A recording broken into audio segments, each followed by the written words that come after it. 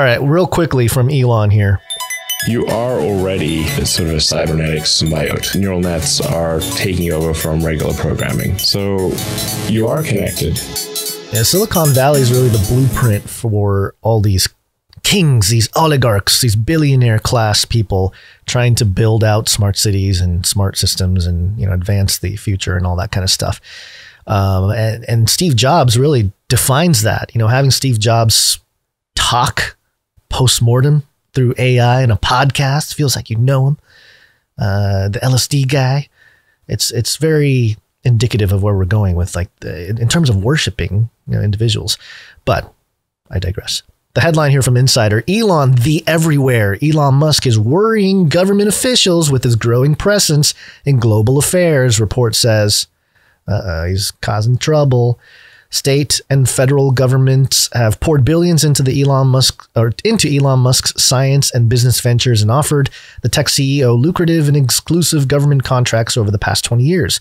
But some officials now worry Musk holds too much influence in foreign affairs and are seeking to curb his influence in Washington by funding his business competitors, according to a Washington Post report. Quote, Elon is the everywhere, one White House official told the Post. Quote, he believes he is such a gift to mankind that he doesn't need any guardrails, that he knows best, end quote. Wow. Real disdain for this guy.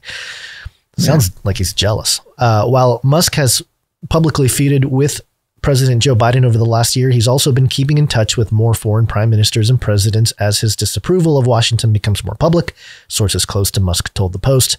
Musk has publicly met with Russian President Vladimir Putin, Bolsonaro, and other foreign leaders, raising conflict interest questions. That goes into a couple examples here.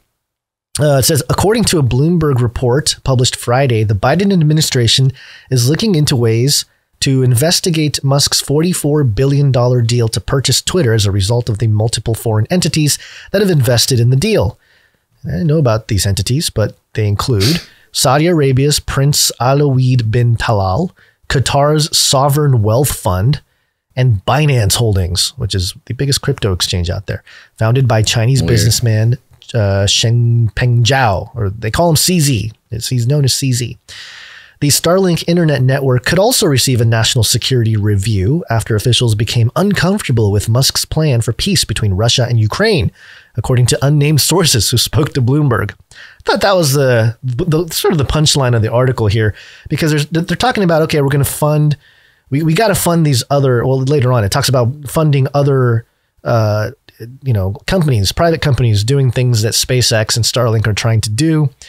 But to say that they're going to, Starlink is going to be under review because we're not comfortable with the way Musk is talking peace with Russia and Ukraine. We don't like your peace plan. It's just like, oh, so it's not about peace. It's just about who holds the power and authority. They kind of show their hand here with the statement. Absolutely. Like that. And Boeing, I'm sorry, did you get to the Boeing part? I had it highlighted, but it mentions Boeing as... the number one competitor for SpaceX is... Boeing Starliner. Not number one competitor, but the ones that are being given sort of preference over SpaceX is Boeing, which is a long time establishment military industrial complex player.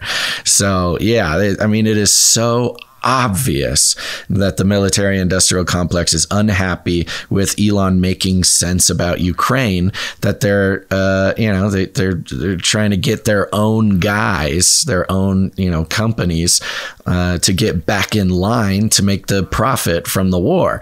Enough of this Elon guy coming in and messing up our whole setup that has worked so well for 80 years. Yeah, well, it's interesting because they let a guy sort of raise in the ranks and put his hand into a whole bunch of different cookie jars, and now he's got probably an ego that's hard to contain.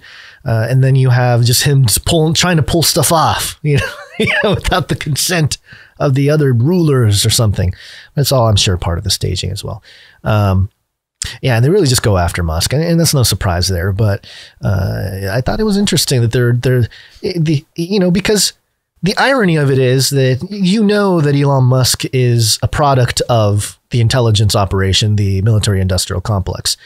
And so for the military-industrial complex to be, trying to crack the whip on one of its creations, it's interesting. It's almost like, oh, wait a minute, you're a little bit too powerful. We need to curb your power a little bit. Let's start distributing that influence to good old faithful Boeing. And yeah, well, that's part of what makes Elon so complicated. Yeah. And his place in this whole thing so complicated too. Because we'll tell you over and over, you don't want to trust the guy. Who knows what's going on over there? Yeah. At best, he's self-serving. Yeah, at best. At worst, he's the Antichrist. It's pretty. They let him in the club. He's not here for us. No.